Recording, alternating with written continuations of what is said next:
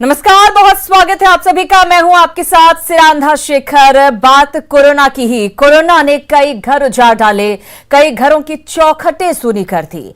दूसरी लहर का कहर ऐसे टूट रहा है कि लोग जार जार रोने को मजबूर हैं, लेकिन फिर भी लापरवाही बंद नहीं हो रही। बिहार को बर्बादी से बचाने के लिए सरकार ने लाख आर्थिक मुसीबतों के बाद भी लॉकडाउन तक लगा रखा है, लेकिन लोग मानने को तैयार नहीं। तस्वीरें ऐसी सामने आ रही हैं जैसे लोग खुद कोरोना से कह रहे हों, आ कोरोना मुझे मार। रिपोर्ट देखिए, फिर करेंगे चर्चा की शुरुआत। बिहार में बर्बादी मत बुलाओ, जानलेवा जश्न पर लगाम लगाओ।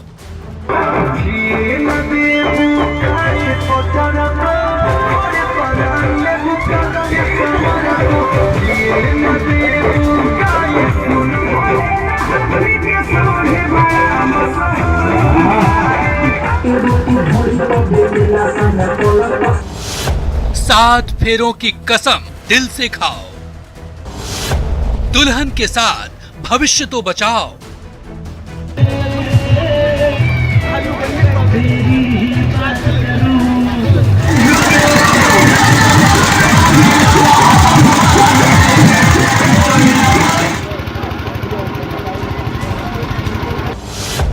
नौकरी की ऐसी भी क्या चाहत, जान है तो जहान, सुनी नहीं कहावत।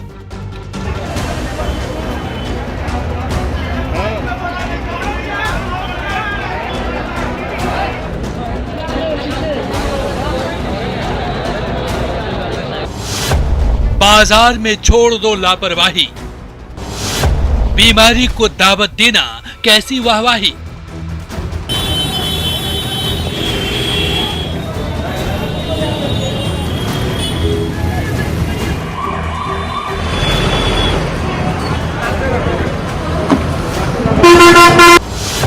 ये नाच गाना, भीड़ लगाना बंद करो। साथ है प्रशासन, इसे मत तंग करो।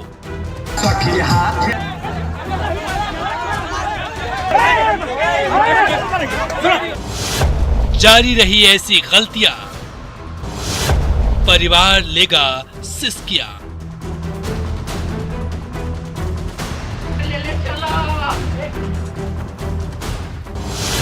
आ कोरोना मार।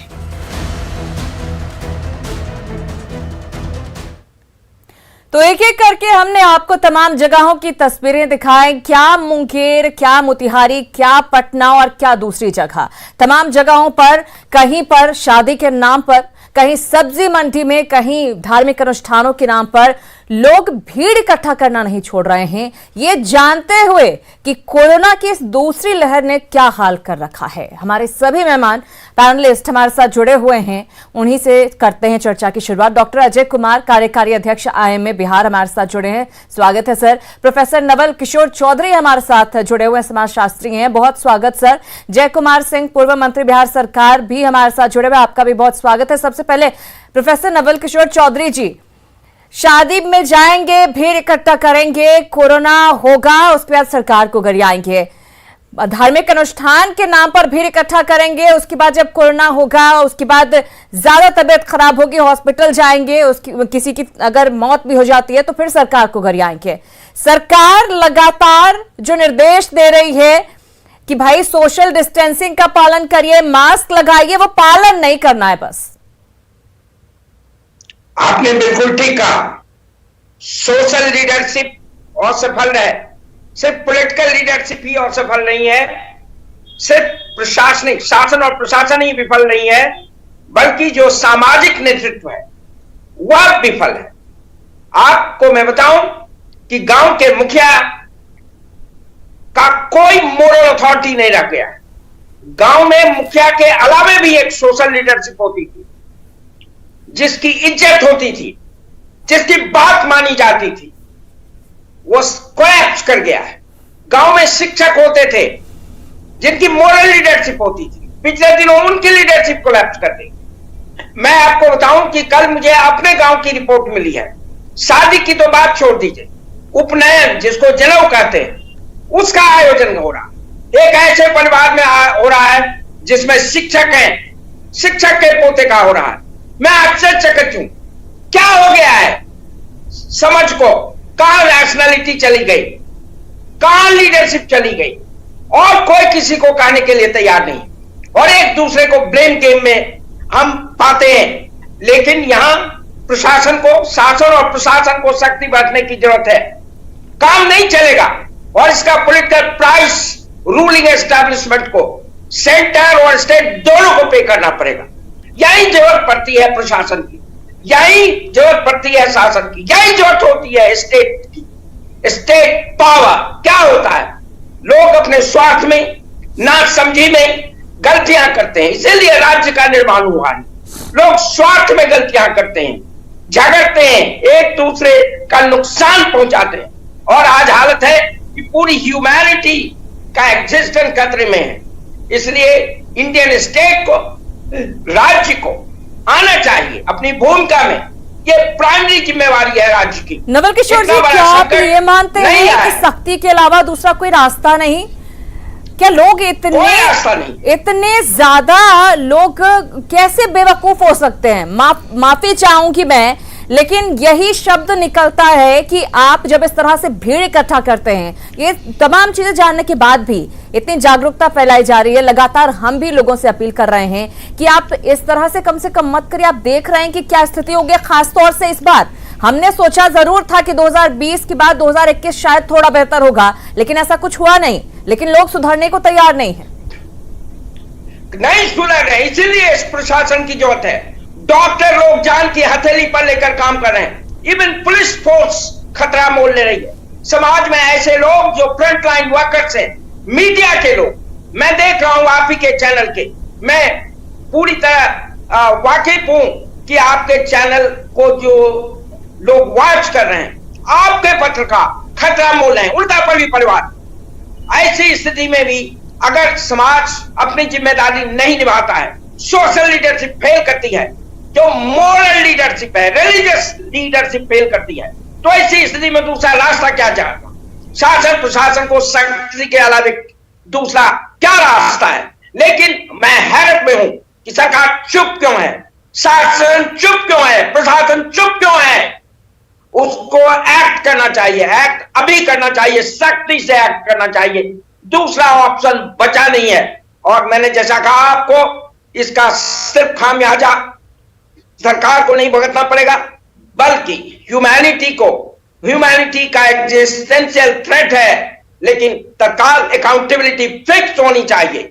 मुख्यमंत्री को अकाउंटेबिलिटी है। मुख्यमंत्री, यहां जय कुमार सिंह जी बैठे हैं जिनका मैं सम्मान करता हूं, वो कहें मुख्यमंत्री को, नीतीश कुमार जी को एक्ट करें जी, डीजीपी को कहें एक्ट जय करें। कुमार सिंह जी से जान लेते हैं। जय कुमार सिंह जी, लगातार, हालांकि मैं जितना समझती हूं, सरकार की तरफ से निर्देश जरूर दिए जा रहे हैं,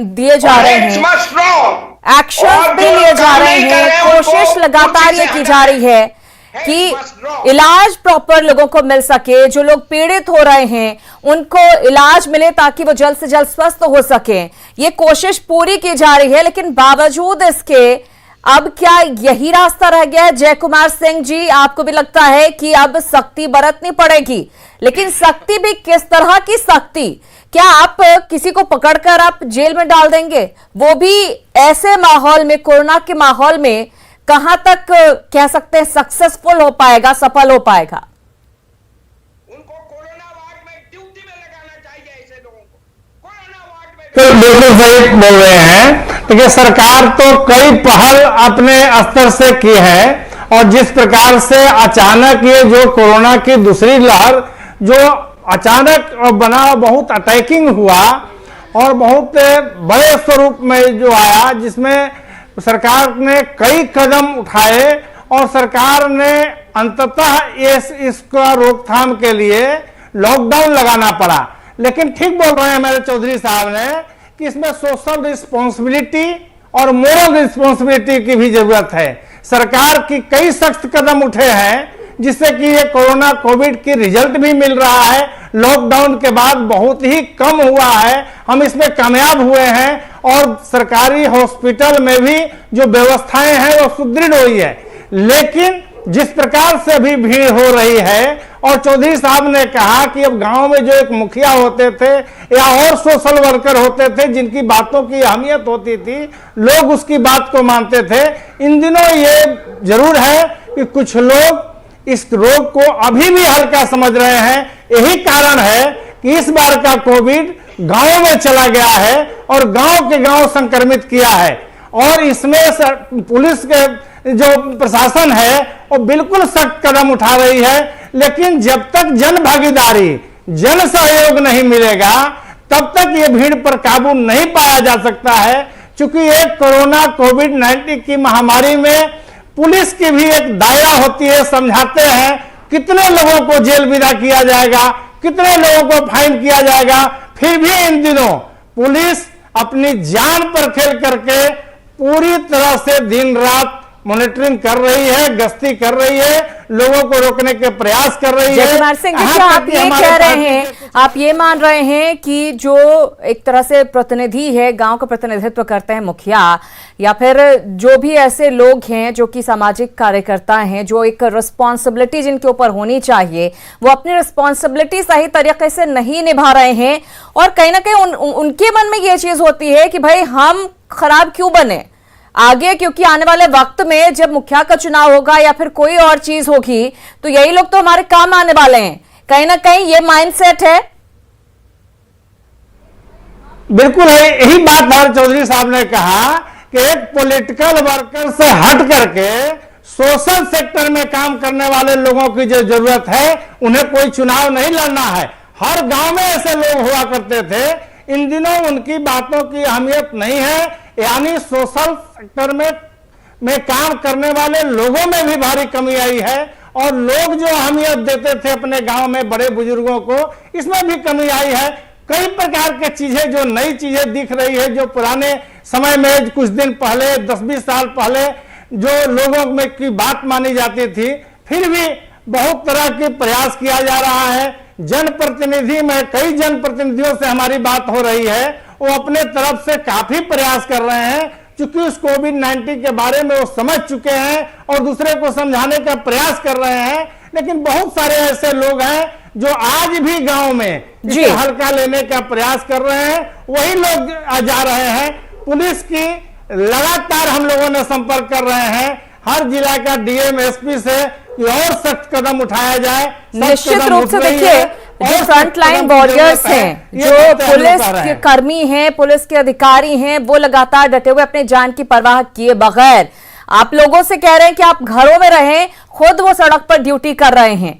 वो उनको ड्यूटी करने की जरूरत क्यों पड़ रही है? क्योंकि आप नियम नहीं मान रहे हैं। डॉक्टर अजय कुमार, डॉक्टर्स और नर्सेस की तो कितनी जिम्मेदारी है और क्या उनके ऊपर प्रेशर है, उसका तो अंदाजा ही नहीं लगाया जा सकता है। और क्या इस स्थिति में भी इतने बेहतर तरीके से वो काम कर रहे हैं, ये कह सकते हैं काबिले तारीफ है। लेकिन क्या लगता है, जागरूकता की कमी आपकी नजर में, जो लोग ऐसा नहीं समझ रहे हैं, आखिर उन्हें समझाने के लिए क्या किया जाए? डॉक्टर अजय कुमार जी हाँ, ये एक धर्म ग्रंथ में ये लिखा हुआ है कि वो नहीं जानते हैं कि वो क्या कर रहे हैं, प्रभु उन्हें माफ कर देना।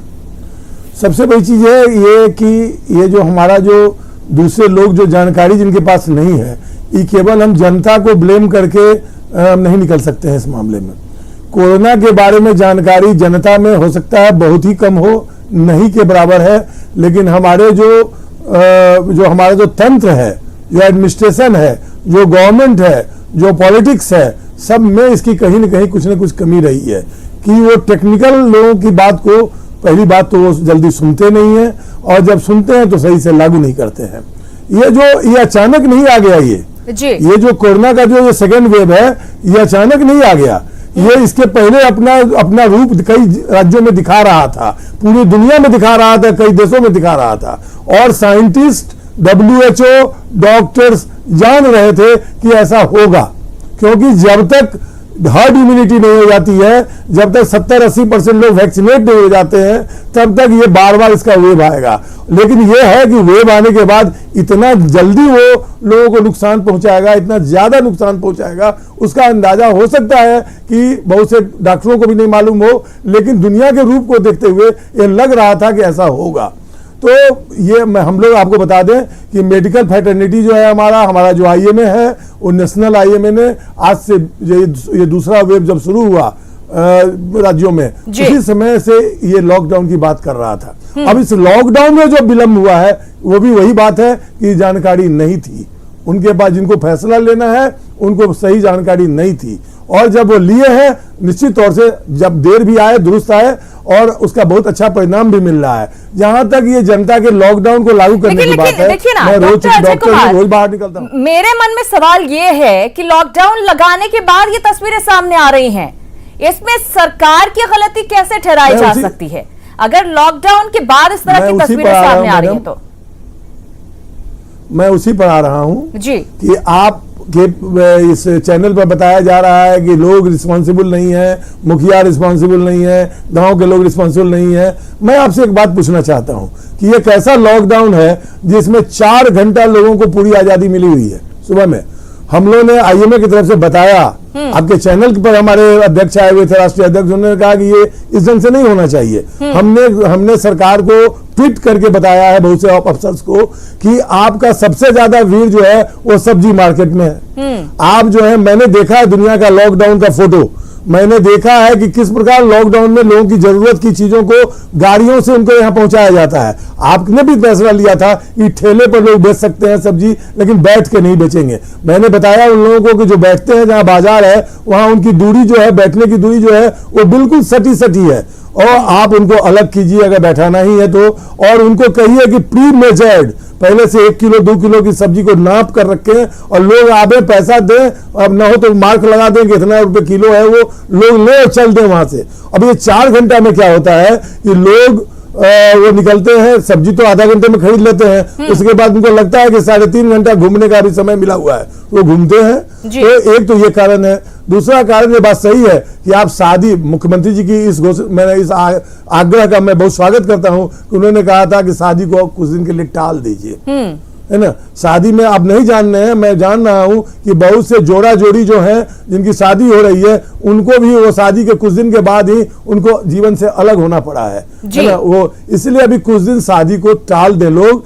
और अगर नहीं टालना असंभव है तो बहुत सारी शादियां होती हैं हमारे कल्चर में, कोर्ट की शादी होती है, सामाजिक शादियां, बहुत ढंग से मंदिर में शादियां होती हैं, मिनिमम लोगों के साथ जो है वो होनी चाहिए। और ये जितना भी जनेऊवादी जो है वो तो 1 साल से दूसरे साल टल सकता है। ये सारी चीजों को एडमिनिस्ट्रेशन को समझना चाहिए कि हम कैसे लोगों की भीड़ को जमा होने से रोकेंगे। लेकिन मैं ये आप अगर किसी भी ढंग की छूट देते हैं तो आपको तो जानकारी है, लेकिन उनको जानकारी नहीं है, वो अज्ञानी है, और उन अज्ञानी को अभी मैं देखा हूं। आप ये कह रहे हैं कि 4 घंटे की छूट मिली है उसको खत्म कर दिया जाए, और उसके अलावा कुछ ऐसी व्यवस्था की जाए कि या तो घर तक सामान पहुंचाए जाने की व्यवस्था की जाए, लेकिन इसमें भी बहुत ज्यादा लोगों की इन्वॉल्वमेंट एक तरीका।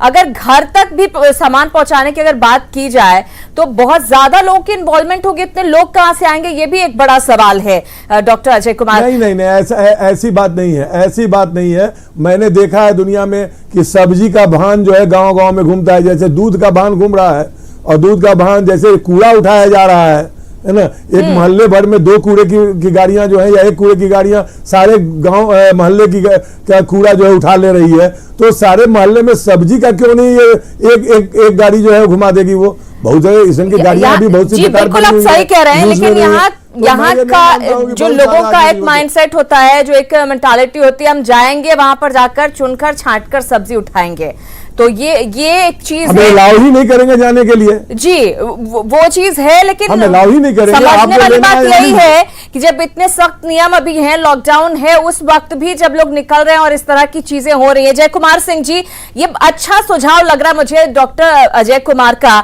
सरकार को शायद इस पर विचार करना चाहिए कि किस तरीके से ये 4 घंटे की जो छूट है उसको मतलब कम किया जाए, या उसको दूसरे व्यवस्था में परिवर्तित कर दिया जाए।